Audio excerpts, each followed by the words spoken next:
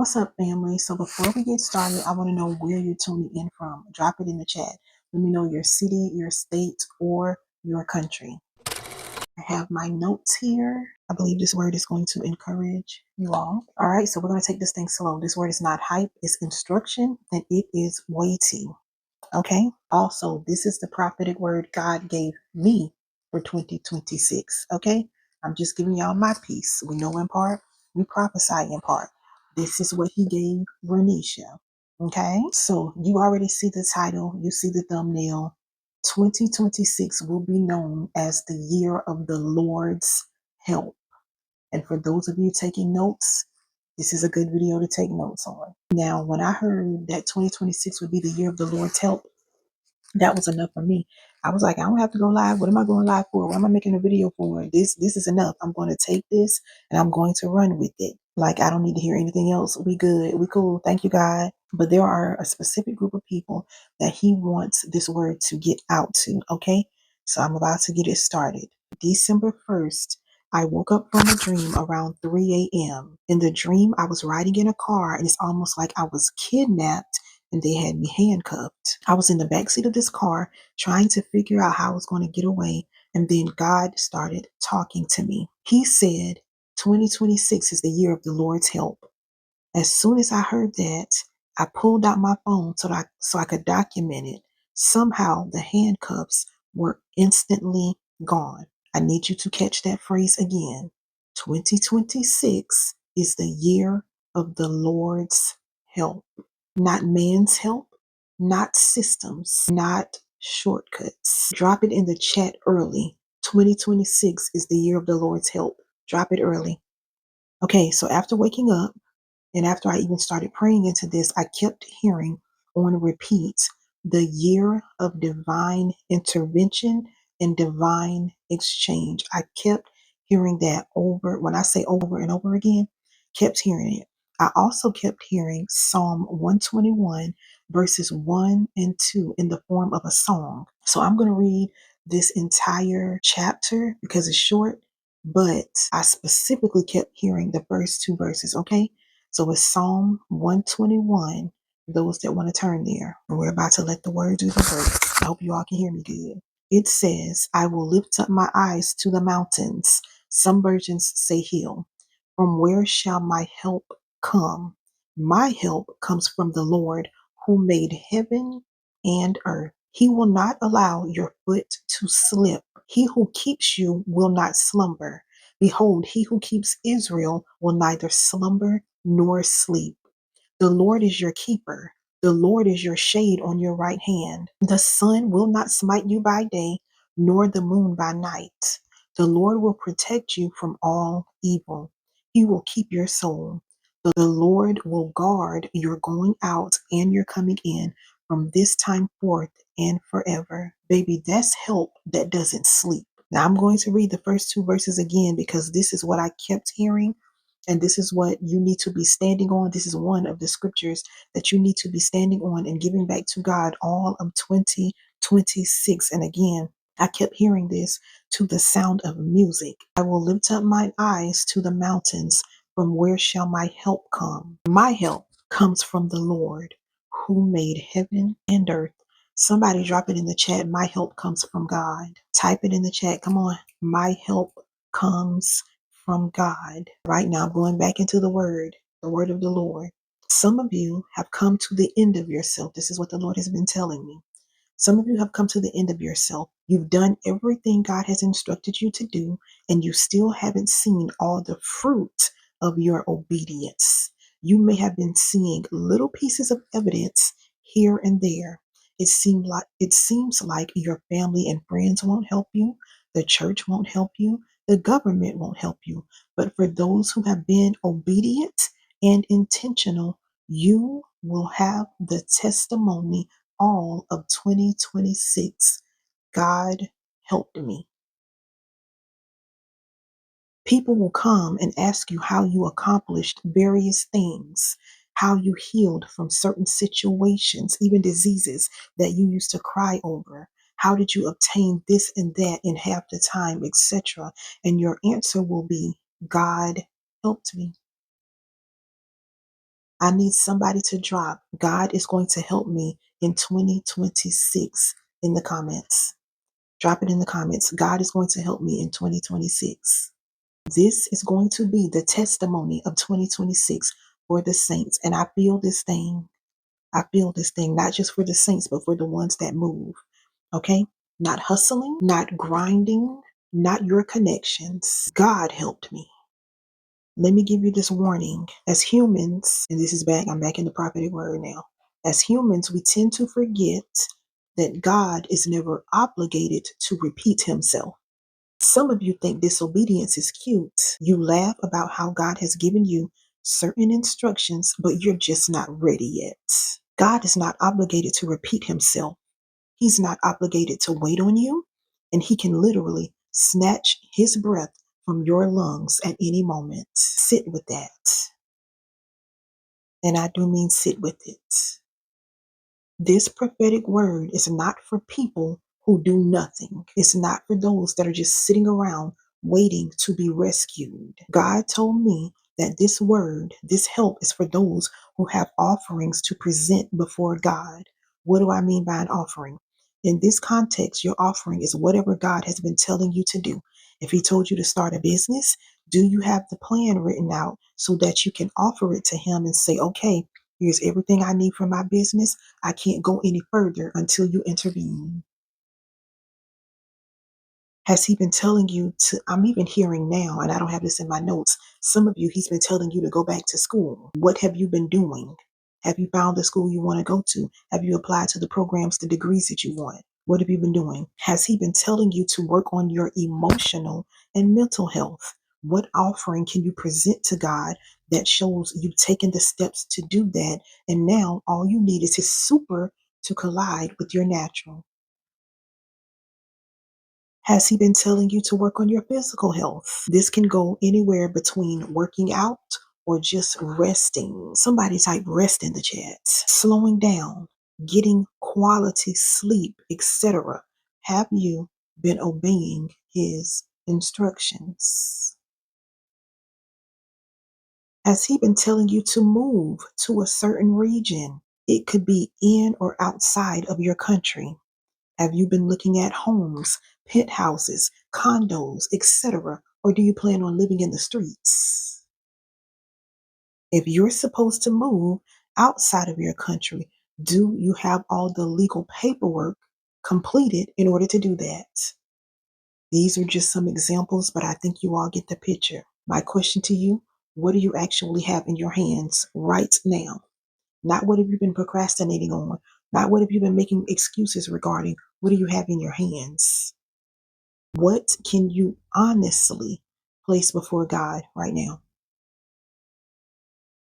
The Lord told me 2026 will be known as the year of the Lord's help, only for those who have already begun to do the work themselves. If you are a procrastinator, this word isn't for you. Don't even bother claiming it. He's not talking to you. All you want to do is make excuses, and that's going to continue to keep you stuck right where you are. 2026 belongs to those who are intentionally healing and moving. You have got to be doing something. 26 is also going to belong to those who are emotionally intelligent. That's something I heard separate from this word a while ago. And then when I was doing my notes for this, it came back up again. Now, a lot of times when we mention emotional intelligence, people's minds automatically go to romantic relationships. I need you to hear me when I say this. If you don't know how to interpret and manage your emotions all around, you will be losing in 2026. Being the crash out king or queen literally is going to cost you. Those of you, oh, I just got to get it off my mind. You gonna know how I feel, blah, blah, blah. 2026 doesn't belong to you. Healing plus movement. That's the formula. I kept hearing the word divine intervention, and you know I like to give you all dictionary definitions as well, okay? What is divine intervention? Divine intervention is an event that occurs when God becomes actively involved in changing some situation in human affairs. Divine intervention is the belief that a deity actively and directly influences world events, changing outcomes, answering prayers, or guiding people, seen across many faiths as God's involvement in human affairs, ranging from subtle guidance like strong intuition to undeniable miracles like sudden healing, seen as God fulfilling purposes, providing protection, or offering extraordinary help beyond natural explanations. The year of the Lord's help. Type help in the chat. Some examples: miraculous healing, curing a terminal illness. If you are someone who's dealing with a terminal illness, or if you know someone who is, they need to be claiming that the Lord is going to help them in 2026. Unexplained protection, surviving a disaster against all odds. I don't know what we're going to face in 2026 as far as natural disasters, made up disasters, planned disasters. I don't know, but we're going to have the Lord's help. I thought about, even when doing my notes years ago when I was in the worst car accident of my life, someone hit me from the side. This is when I had my sports car. They hit me from the side. My car did that. What? Yeah, my car went over into the median. Thank God nothing was coming. Then turned back, went up in the air, and was heading straight towards a building.